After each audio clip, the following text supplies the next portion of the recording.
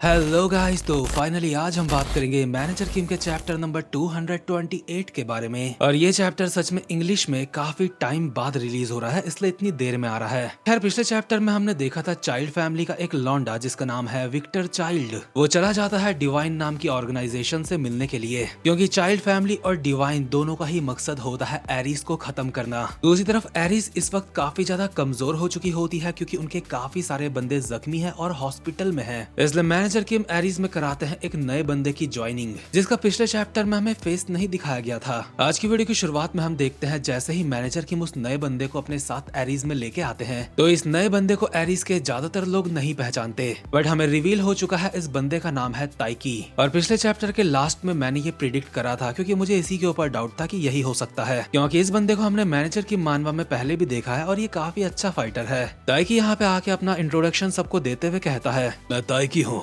एक पुराना कातिल जो AKL और क्योंगशुंग वे में काम कर चुका है, और साथ ही में मैं वो इंसान भी हूँ जिसकी तुम्हारे डॉक्टर ने उंगलियां जुड़ाई थी एक बार, और अब मैं चलाता हूँ एक छोटा सा सुशी रेस्टोरेंट। ऑब्वियसली जिस डॉक्टर की ये बात कर रहा है उससे इसका मतलब सैंटियागो से है, क्योंकि एक बार मैनेजर किम लोगों की गैंग से इसके पंगे हो गए थे, और आपको पता है जब ऐसा होता है तो मैनेजर किम लोग क्या करते हैं। बट मैनेजर किम लोग अच्छे इंसान है, खुद ही इसको मार के खुद ही इलाज भी करवा दिया था इसका। लेकिन ये लोग मैनेजर किम से हार गए थे, इससे ये बिल्कुल मत समझना कि ये लोग कमजोर है। ये बंदा कम से कम एरिस के डायरेक्टर नैम के जितना ताकतवर या फिर उससे भी ताकतवर हो सकता है। खैर, इसके बाद हम देखते हैं एक पुराना सीन जहाँ पे मैनेजर किम इसके सुशी रेस्टोरेंट आए थे इसको अपने साथ मिलाने के लिए, और ये मैनेजर किम को जो सुशी खाने के लिए दे रहा था, मैनेजर किम वो रोक देते हैं खाना। इसलिए ताइकी मैनेजर किम को कहता है, आखिर तुमने खाना क्यों रोक दिया? क्या तुम्हें ऐसा लगता है कि मैंने तुम्हारे खाने में जहर मिला दिया है? मैनेजर किम कहते हैं, नहीं, बात ऐसी है कि मैंने इसकी बिल्कुल भी उम्मीद नहीं करी थी। ये काफी अजीब बात है, एक पुराना AKL का कातिल अब सुशी रेस्टोरेंट चला रहा है। हाँ, दरअसल तब से लेके अब तक काफी सारी चीजें हो चुकी हैं। बल्कि जब मैं क्योंगशुंग वे में शामिल हुआ था, यहाँ तक कि जब मेरी तुमसे फाइट हुई थी, उसके बाद क्योंगशुंग वे बंद हो गई थी, लेकिन मैंने कोई भी ऐसा काम नहीं करा जो बेकार था। लेकिन उसके बाद मुझे लगने लगा ये लड़ाई झगड़ा बहुत बेकार है। लेकिन सच बताऊं, जब मैंने पहली बार AKL को ज्वाइन करा था, मैं सच में उस वक्त सोचता था कि मैं बहुत महान इंसान हूँ। लेकिन फिर मैंने ऐसे ऐसे लोग देखे जो एक अलग ही लेवल के बंदे थे, इसलिए मैंने इसके बाद इन सारी चीजों को समझने में लगा दी अपनी जिंदगी, और उसी दौरान मैंने ओपन करा ये सुशी रेस्टोरेंट। लेकिन अभी सबसे ज्यादा जरूरी बात यह है, आखिर तुम कुछ खा क्यों नहीं रहे हो? भले ही देख के लग नहीं रहा होगा, लेकिन मैंने बहुत ही टॉप क्लास के इंग्रेडिएंट से ये खाना बनाया है। देखो ताइकी, मैं सच सच बोलूंगा, तुम्हारा ये खाना सच में बिल्कुल टेस्टी नहीं है। माफ करना, लेकिन मुझे लगता है तुम्हें खाना बनाना नहीं आता। इस खाने का टेक्सचर मुझे बहुत बेकार लगा। अगर ये कोई कुकिंग कंपटीशन होता तो तुम फाइनल में बिल्कुल नहीं पहुंच पाते, तुम शुरू में ही बाहर हो जाते। क्या ये तुम्हें इतना बुरा लगा? मजाक मत करो, सब कहते हैं ये अच्छा है खाना। पर मैनेजर किम इसके सामने एरिस का कार्ड रख के कहते हैं, मुझे लगता है यहाँ रहने से अच्छा तुम हमारे साथ मिल जाओ। कैसा रहेगा मैं करने के लिए तुम्हें एक काम दे दूं? दरअसल हमारे कुछ टीममेट्स के ऊपर हमला हुआ है, और उनमें से एक एल्बर्ट जो हर चीज की प्लानिंग करता था, हर चीज की जानकारी रखता था, वो एक ऐसा बंदा था जो खुद से काफी सारी चीजें करता था। वो भी इस वक्त जख्मी है, इसलिए हमें उसका एक रिप्लेसमेंट चाहिए। हमें चाहिए एक ऐसा बंदा जो जानकारी जुटाने में माहिर हो और सारी सिचुएशंस को समझ के हमें आगे फैसला लेने में मदद कर सके। तुम चिंता मत करो, हम तुम्हें पैसे से भी बढ़कर कुछ देंगे। तुम्हें कुछ ऐसा मिलेगा जो मुझे लगता है तुम्हें पसंद आएगा। इसके बाद हम प्रेजेंट मोमेंट में आते हैं, जहाँ पे ताइकी सारे एरिस के लोगों को बताता है, सच बताऊं तो इस इंसान के साथ मैं बिल्कुल काम नहीं करना चाहता था, लेकिन इसने मुझे गारंटी दी है जो टीवी शो मुझे पसंद है उसके अगले सीजन में मैं भी आ पाऊंगा, और क्योंकि मैं एक वाइट शेफ हूँ, इससे कम मैं और किसी में मानता भी नहीं। जिनचॉल कहता है, ठीक है, लगता है फिर हम एक ही बोट पे सवार हैं। तो क्या अब हम मुद्दे की बात करें? बात ऐसी है कि कहा जाता है चाइल्ड फैमिली अमेरिका की पॉलिटिक्स को भी कंट्रोल करती है, और बिना खुद को शो करे काफी सारे बिजनेस को भी हैंडल करती है। हमारा सामना इसी ऑर्गेनाइजेशन के साथ है जिसकी असली पहचान के बारे में किसी को कुछ नहीं पता, इसलिए हमें ये सोचना होगा हम आगे उनके खिलाफ क्या कर सकते हैं। इसके बाद सीन शिफ्ट होता है और हम देखते हैं डिवाइन ऑर्गेनाइजेशन के अड्डे का सीन, जहाँ पे चाइल्ड फैमिली का विक्टर चाइल्ड इनके बॉस से मिलने के लिए आया था, लेकिन उसको मिल जाता है डूम विक्टर चाइल्ड से काफी फ्रैंकली बात करता है, लेकिन विक्टर चाइल्ड इसे कोई कीड़ा समझता है, इसलिए ज्यादा भाव नहीं देता। इसलिए मामला अब यहाँ पे थोड़ा गर्म होने वाला है। ये दोनों एक दूसरे के आमने सामने खड़े होते हैं। विक्टर डूम को कहता है, आखिर तू ये क्या कर रहा है? क्या तुझे समझ नहीं आया? मैंने कहा मुझे अपने बॉस से मिला। हे मिस्टर नोबल, मैं तुम्हें एक एडवाइस देना चाहता हूँ। तुम्हें पता है ऐसी जगह पे जब तुम आते हो तो तुम्हें थोड़ा यहाँ पे शांत रहना चाहिए, क्योंकि तुम जैसे लोगों की गोरी गुद्दी देख के मेरा मन करता है उसे काट के फोड़ डालूं।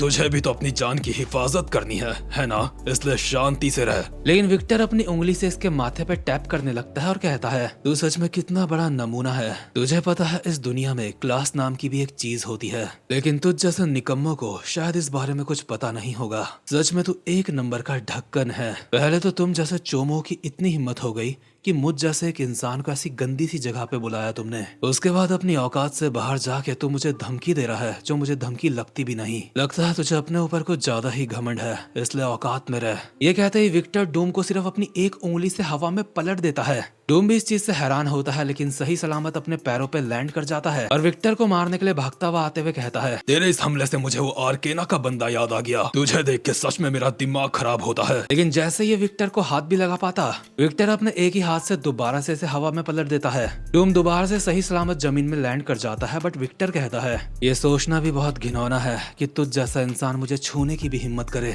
बट हम देखते हैं हवाई हवा में डूम ने इसके पीछे अपना एक पंजा मार दिया था, जिससे इसका कोट थोड़ा फट चुका है और दोबारा से भागता हुआ विक्टर को मारने के लिए आता है और कहता है, जब बात तुझ जैसे कीड़ों को फाड़ने की होती है तो ये चीज मेरे अंदर जन्म से ही है। विक्टर भी इसको मारने के लिए तैयार होता है और कहता है, यहाँ पे जो फटने वाला है वो तुझ जैसे गंदे मुंह का जानवर है। पर इससे पहले कि इन दोनों के हमले आपस में टकराते, एक बंदा इन दोनों के पास आके कहता है, तुम दोनों वहीं रुक जाओ। मैंने कहा ये सब बंद करो। भले ही इस वक्त हम हमारे इलाके में हैं, लेकिन ऐसी नादानियां करते हुए हमें काफी सारे लोग देख रहे हैं। और ये बंदा होता है डिवाइन ऑर्गेनाइजेशन का कैपिटल मैनेजर, जिसका नाम है सलादीन। मैं तो सोच रहा था अलादीन ही रख देते तो बढ़िया हो जाता। बट इसकी बात सुन के विक्टर चाइल्ड अपने साथ के बंदे के साथ आगे जाने लगता है और कहता है, पहले एक जानवर सामने आ गया, उसके बाद नया नवेला रजवाड़ा। ये लोग सच में नमूने हैं। अगर मेरे फादर ने मुझे यहाँ आने के लिए ना बोला होता तो ऐसी गंदी जगह पे मैं पैर भी नहीं रखता। इसलिए फालतू की बकचोदी बहुत हो गई। अब मुझे जल्दी से अपने बॉस से मिलाओ। इसके बाद डिवाइन ऑर्गेनाइजेशन का बॉस भी यहाँ पे पहुंच जाता है, जिसे कमेंट में लोग बोल रहे थे कि ये गीटे किम की तरह लग रहा है। वैसे हाँ, जैसे इसकी बाल की एक लाइन आगे आ रखी है, वैसे ही गीटे किम की भी आती है। और हाँ, पिछले कुछ चैप्टर्स में मैं समझ रहा था कि इस बंदे का नाम डिवाइन है, लेकिन इसका नाम डिवाइन नहीं है, इसकी ऑर्गेनाइजेशन का नाम डिवाइन है। इसके बाद सीन शिफ्ट होता है और हम देखते हैं एरिस का सीन, जहाँ पे ताइकी यही बोल रहा होता है कि डिवाइन ऑर्गेनाइजेशन में अभी चाइल्ड फैमिली के लोग पहुंच चुके होंगे और हम ही लोगों की तरह उन्हें भी वहाँ की स्मेल पसंद नहीं आएगी, क्योंकि वहाँ बहुत गंदी स्मेल आती है। जिनचॉल कहता है, चाइल्ड फैमिली और डिवाइन ऑर्गेनाइजेशन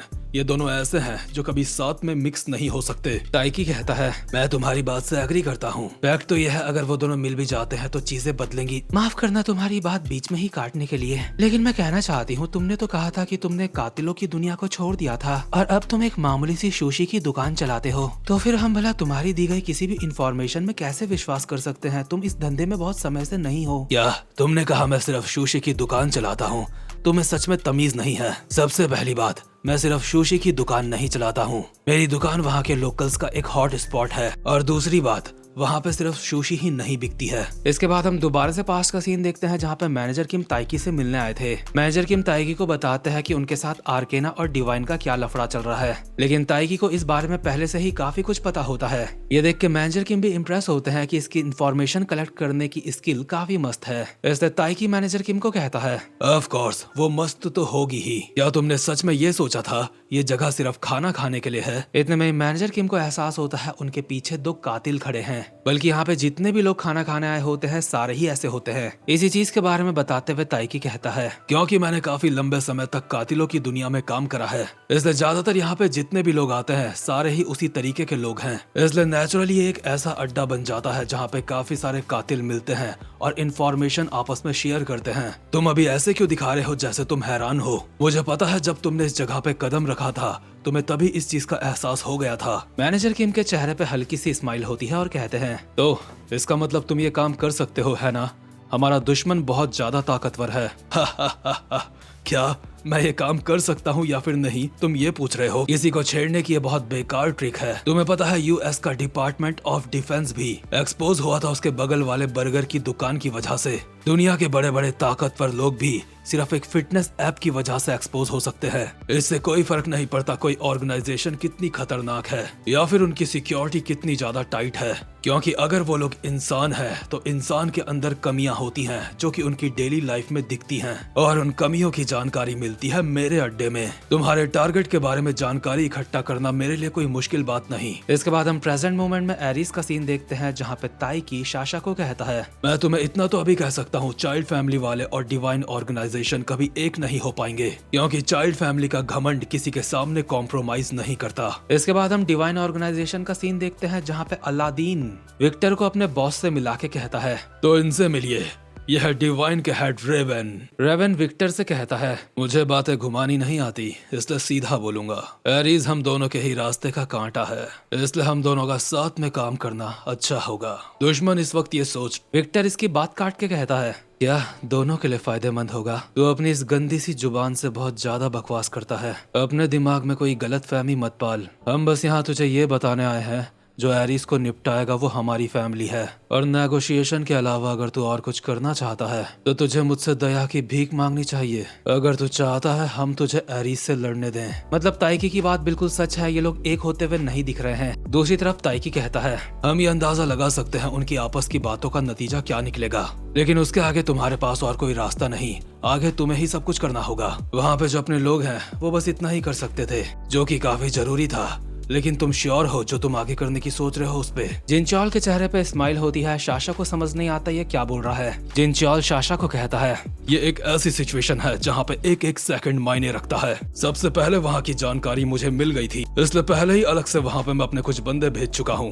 अपने लोग वहाँ पहले ही पहुँच चुके हैं। मैंने तो उन दोनों को बस जानकारी दी थी, लेकिन उन दोनों की ही नजरें काफी ज्यादा तेज हैं। दरअसल जिनचॉल बात कर रहा होता है उन दो लोगों की जो डिवाइन ऑर्गेनाइजेशन के एंट्रेंस गेट में खड़े हैं, और वो दोनों और कोई नहीं बल्कि होते हैं वैलेंटीना और हांचू शियोंग। ये दोनों पगले डिवाइन के अड्डे में ही घुस चुके हैं, और सच में ये दोनों ही बहुत ज्यादा गर्म खोपड़ी के हैं। इसलिए एरिस के कुछ बंदों को डाउट भी होता है कहीं वो कोई गड़बड़ खड़ी ना कर दे उधर। लेकिन इसी के साथ ये वाला चैप्टर यहीं पे खत्म होता है। और अगर आपने अब तक मेरे चैनल को सब्सक्राइब नहीं करा तो ऐसी ही क्वालिटी एक्सप्लेनेशन के लिए आप मेरे चैनल को सब्सक्राइब कर सकते हो, जो आपको और कहीं नहीं मिलेगी। बाकी अब मैं मिलता हूँ आपसे अपनी नेक्स्ट वीडियो में, तब तक के लिए मजे करो।